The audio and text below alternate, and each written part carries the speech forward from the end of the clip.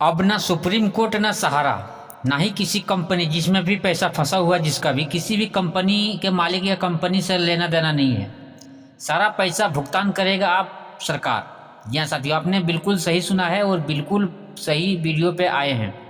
हम आपको एक वीडियो क्लिप दिखा रहे हैं मदन लाल आज़ाद जी का, जो दावा कर रहे हैं कि कहीं भी आप जाने की ज़रूरत नहीं है, अपने ही बूथ स्तर पर आपको पैसा मिलेगा। करना क्या होगा सारा चीज़ हम आपको बताते हैं। ना ही सुप्रीम कोर्ट से पैसा मिल सकता है, उदाहरण भी आपको सुनाएंगे, बहुत सारा उदाहरण भी दिए हैं कि आज तक सुप्रीम कोर्ट के आदेश से किसी को भी भुगतान नहीं मिला है, दावा कर रहे हैं। बहुत लंबा वीडियो था, 3-4 वीडियो मिलाकर एक वीडियो क्लिप में छोटा छोटा कट कट करके बहुत मेहनत करके मदन लाल आज़ाद जी का वीडियो क्लिप में लगाया हूँ। 4-5 वीडियो का एक वीडियो बनाया हूँ, मतलब छोटा सा वीडियो 10 मिनट का क्लिप दिखा रहे हैं आपको। उस वीडियो क्लिप को देखिएगा, बहुत सारी जानकारी हैं जिसको मैं बाकी चीज़ हटा दिया हूँ, मेन चीज़ रखा हूँ। बहुत ऐसे जानकारी है जो इस वीडियो में आपको मिलने जा रहे हैं मदन लाल आज़ाद जी से। पूरा बात को सुनिएगा, मतलब 10-12 जानकारियाँ इसमें है, एक ही वीडियो में आपको बहुत सारी जानकारी मिलने वाला है। और आप सहयोग करेंगे तो ये भुगतान एक दिन में भी कराया जा सकता है, क्योंकि सरकार गलती पर है और जब कोई गलती पर होता है तो उसमें इतनी ताकत नहीं बचती कि वो जनता का विरोध सह सके। उसे समर्पण करना होता है जनता के सामने, पीड़ितों के सामने।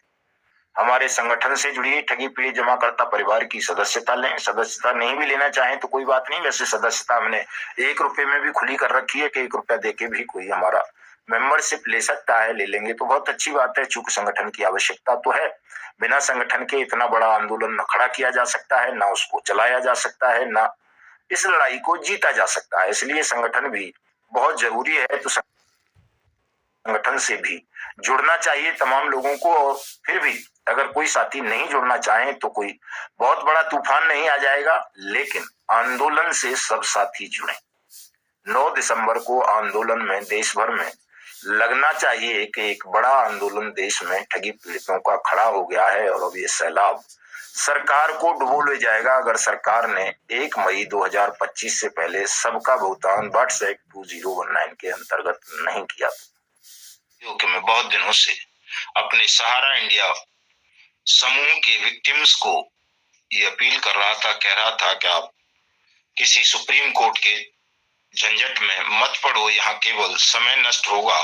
आप सब मिलकर हमारे साथ आंदोलन करें बट्स एक्ट 2019 के इम्प्लीमेंटेशन के लिए, तो जल्दी आप सबका धन मिल सकता है। लेकिन कुछ साथियों ने हमारी बात को नहीं माना और इसे अगर तमाम लोग इस पे और ध्यान ना देकर आंदोलन से जुड़े होते तो संभवतः आपकी मेहनत, आपका परिश्रम, आपका धन ज्यादा रंग लाता और आप एक बड़ी जीत की ओर बढ़ गए होते। क्योंकि जो हमारी संसद है साथियों, वो तमाम कोर्टों से ऊपर होती है। सुप्रीम कोर्ट भी संसद से ऊपर नहीं है, कोई सरकार संसद से ऊपर नहीं है, कोई हाई कोर्ट संसद से ऊपर नहीं है, कोई सीआरसी, कोई सेबी, कोई भी संसद से ऊपर नहीं है। ये सब संसद द्वारा ही संचालित होते हैं।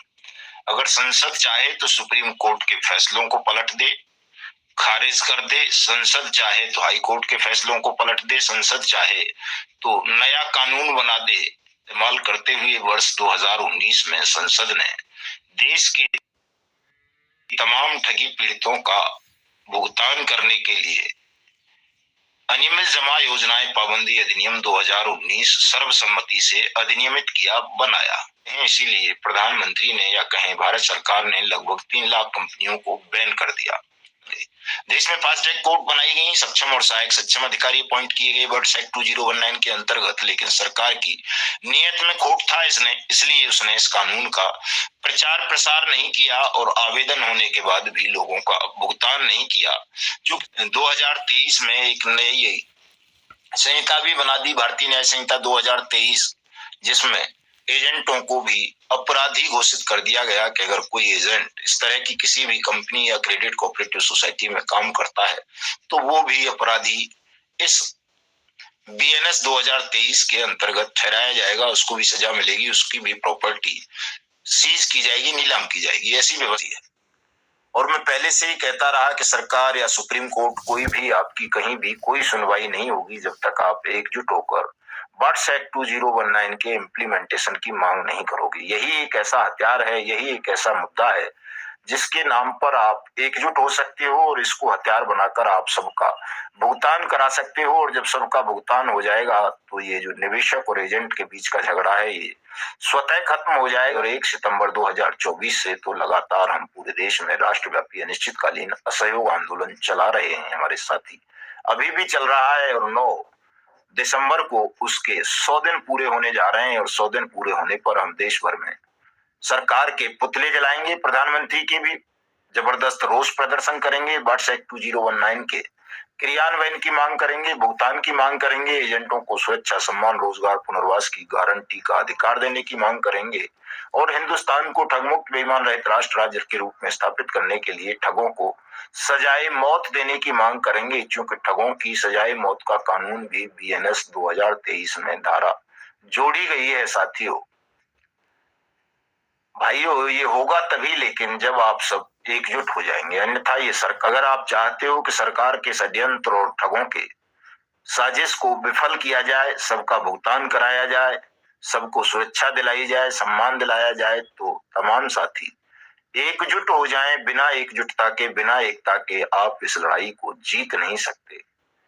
इसके लिए आप सबकी एकता बहुत जरूरी है। चाहे आप किसी भी कंपनी के हों, किसी भी क्रेडिट कोऑपरेटिव सोसाइटी के हों, किसी भी फर्म के, निधि के, कारपोरेशन के, इत्यादि इत्यादि के, जिसके भी हैं आप, अगर आप ठगी पीड़ित हैं एजेंट के रूप में या निवेशक के रूप में, तो आपको एकजुट होना पड़ेगा। एजेंट और निवेशक की एकता बढ़ानी पड़ेगी और उसके लिए आपको बूथ स्तर पर प्रयास करना पड़ेगा, जमीन से साथियों। क्योंकि जब तक हम जमीन से प्रयास शुरू नहीं करेंगे, ऊपर ऊपर मुंह मारते रहेंगे, गड़बड़ होती रहेगी, हम इस समस्या से मुक्ति प्राप्त नहीं कर सकेंगे और ना भारत माता ठग बेईमानों के खूनी पंजों से आजाद हो सकेगी।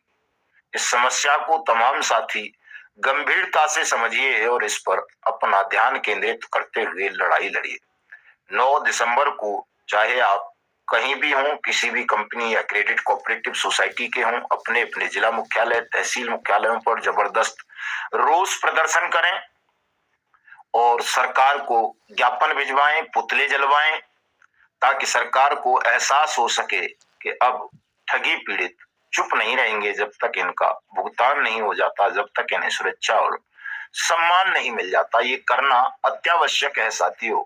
और जैसा कि मैं पहले भी बता चुका हूं कि 1 मई 2025 को हम, अगर भुगतान सरकार ने अभी नहीं शुरू किया, 1 मई 2025 से पहले आप सबका भुगतान नहीं हुआ, तो फिर तो पूरी तरह से हम उतरेंगे सड़कों पर और सरकार से कहेंगे कि या तो भुगतान कर दे, अब भुगतान नहीं, अब तो सत्ता छोड़ दे, भुगतान हम खुद कर लेंगे। क्योंकि ये नारा तो हमारा 1 सितंबर से चल रहा है कि भुगतान करो या सत्ता छोड़ो, ठग बेईमानो भारत छोड़ो।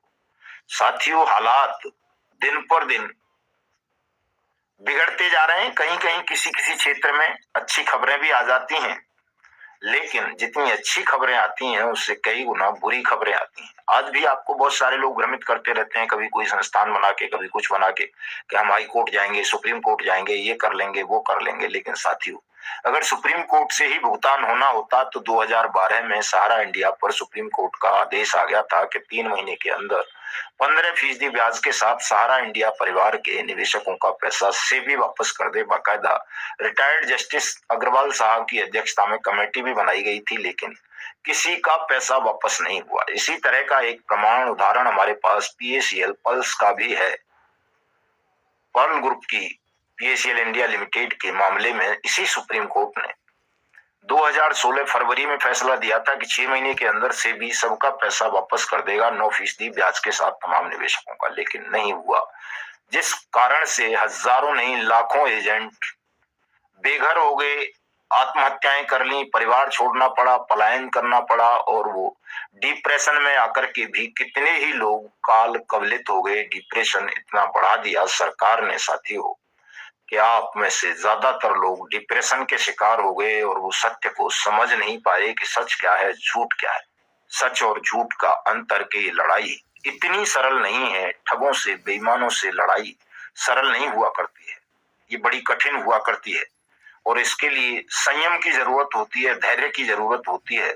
जल्दबाजी हम करेंगे, डिप्रेस्ड हो जाएंगे तो निश्चित रूप से अपने जीवन को समाप्त कर बैठेंगे। इसलिए मैं तमाम साथियों से कहना चाहता हूं कि डिप्रेशन में ना आए, जल्दबाजी ना करें, संयम का परिचय दें और इस लड़ाई को सीढ़ी दर सीढ़ी लड़ें। तभी विजय प्राप्त हो सकेगी, तभी आप सबका भुगतान हो सकेगा। चूंकि कानून बन चुके हैं, अथॉरिटियां गठित हो गई हैं, फास्ट ट्रैक कोर्ट बन गई हैं, कई राज्यों में आवेदन भी होने शुरू हो गए हैं। जो राज्य शेष रह गए हैं आवेदन के लिए, वहां भी आवेदन हो जाएंगे, वो हम करा लेंगे, इतना भुगतान भी करा लेंगे कराने को तो। लेकिन अगर आप सहयोग नहीं करोगे तो समय खिंचता जाएगा और